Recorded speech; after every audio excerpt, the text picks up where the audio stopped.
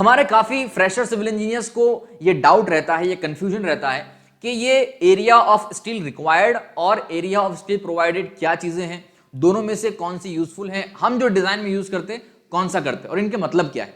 तो आज की इस छोटे से वीडियो में हम इस बड़े से कंफ्यूजन को दूर कर देंगे, इसलिए इस वीडियो को आखिर तक ध्यान से देखिएगा, पसंद आ जाए तो एक लाइक भी कर दीजिएगा।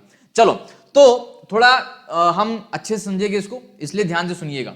अगर मैं बात करूं एरिया ऑफ स्टील, जिसको हम एएसटी से नोट करते हैं, ठीक है, डिनोट करते हैं, तो एरिया ऑफ स्टील रिक्वायर्ड एक होता है, ठीक है, और दूसरा होता है एरिया ऑफ स्टील प्रोवाइडेड।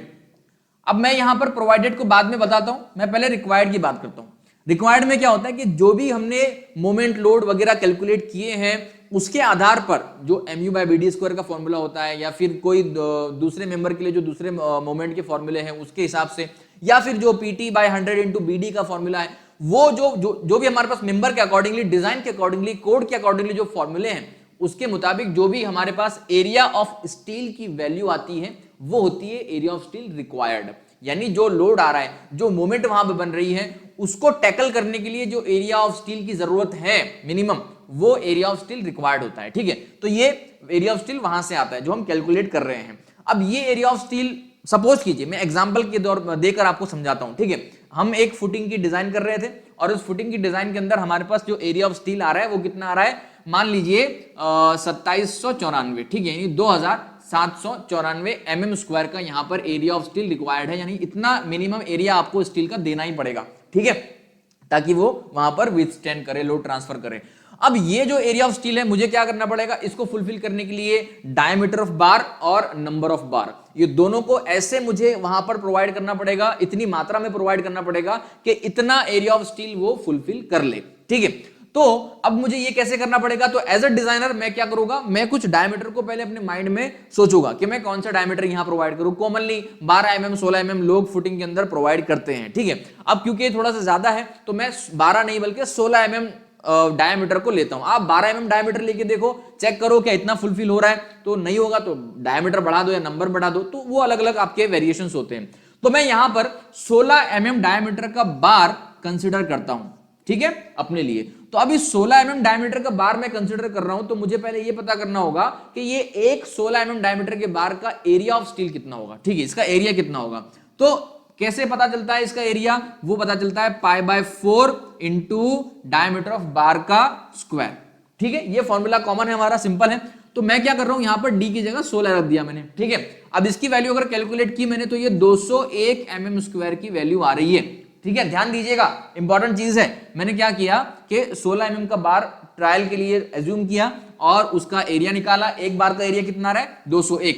तो एक बार का जब एरिया 201 आ रहा है तो फिर ये 2794 एरिया के लिए कितने नंबर ऑफ बार मुझे देने पड़ेंगे, ये मैथमेटिक्स कैसे बैठाएंगे हम लोग। तो सिंपल चीज है, number of bar is equal to ये एरिया ऑफ स्टील रिक्वायर्ड, ठीक है, यानी ये 2794 divide by area of 1 bar यानी 201। अगर मैं इसको कैलकुलेट करूं तो मेरी वैल्यू 13.9 समथिंग आ जाएगी, 13.9 के करीब आ जाएगी। ओके, इसका मतलब क्या है कि अगर मैं इस स्टील को प्रोवाइड, मैं इस स्टील की रिक्वायरमेंट को फुलफिल करना चाहता हूं तो मुझे 16 mm के 13.9 बार देना पड़ेंगे, 13.9 बार्स। अब प्रैक्टिकली आप सोचिए कि कैन वी प्रोवाइड 13.9 बार्स, नहीं, या तो मैं 13 बार प्रोवाइड करूंगा या 14 करूंगा, 13 पॉइंट बीच की तो वैल्यू ही नहीं है, ठीक है।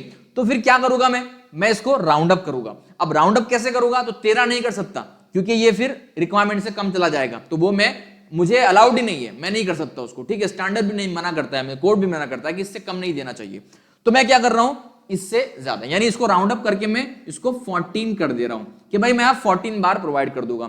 अब 14 बार प्रोवाइड करूंगा तो क्या होगा, ये बार का एरिया या स्टील का एरिया रिक्वायर्ड जो था वो फुलफिल हो जाएगा, ठीक है। लेकिन जो रिक्वायर्ड था वो तो हमने देख लिया, ओके।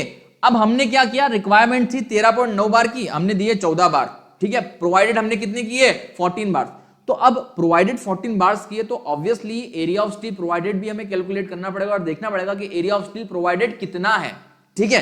तो कैसे करोगे, तो area of steel provided calculate करने के लिए सिंपल कुछ नहीं करना है आपको। एक बार का एरिया कितना है, 201, आपने कितने बार दिए हैं, 14 बार्स। इसको अगर कैलकुलेट किया जाए तो 2814 mm 2814 mm स्क्वायर आपका ये AST प्रोवाइडेड की वैल्यू आ रही है।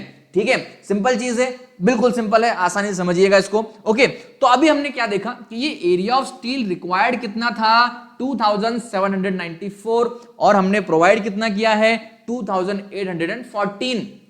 ठीक है, ये एक फुटिंग का एरिया था। ठीक है, अभी देखो आप ध्यान दीजिएगा कि हमने थोड़ा सा ज्यादा दिया है, बट हमें ये देना चाहिए और हम इसको दे सकते हैं। हमने क्या किया 14 बार दिए 16 mm डायमीटर के। अब यहीं पर अगर मैं 12 mm का बार यूज करूं, इफ मैं यहां पर 12 mm का बार यूज करूं तो एरिया यहां पर कम हो जाएगा। ठीक है, एरिया कम होगा तो इसको डिवाइड करूंगा तो नंबर ऑफ बार यहां बढ़ जाएंगे। ये एरिया कम हो जाएगा ना तो नंबर ऑफ बार बढ़ जाएंगे। अब नंबर ऑफ बार बढ़ेंगे तो बहुत ज्यादा कंजेस्टेड हो जाएगा, हो सकता है 18-20 बार हो जाए वहां पर, तो कंजेस्टेड हो जाएगा। कंजेस्टेड हम जनरली अवॉइड करते हैं। ठीक है, इसलिए हम क्या करते हैं यहां पर थोड़ा सा कंक्रीटिंग अच्छे से हो सके, ऐसी वहां पर स्पेसिंग भी मौजूद होनी चाहिए। तो उसको ध्यान में रखकर हमने क्या किया 16 mm का बार यूज किया है और ये AST रिक्वायर्ड थी, ये AST प्रोवाइड है। मतलब हम अल्टीमेटली जो साइड पर प्रोवाइड कर रहे हैं ना एरिया ऑफ स्टील वो इतनी है। ठीक है, तो अब मुझे उम्मीद है कि एरिया ऑफ स्टील रिक्वायर्ड क्या होता है और प्रोवाइडेड क्या होता है ये आपको क्लियर हो चुका होगा। इन दोनों का अंतर क्या है ये भी आपको क्लियर हो चुका होगा, और ये अंतर क्यों है ये भी आपको क्लियर हो चुका होगा, और हम प्रोवाइड कौन सा करते हैं ये भी आपको क्लियर हो चुका होगा। अगर सब कुछ क्लियर है तो एक लाइक इस वीडियो को कर दीजिएगा, और भी दूसरे इसी तरह के कॉन्सेप्ट आपको समझने हैं, क्लियर करने हैं, तो टेक्निकल सिविल को हमेशा फॉलो करते रहिएगा। मिलते हैं अगले वीडियो में, धन्यवाद।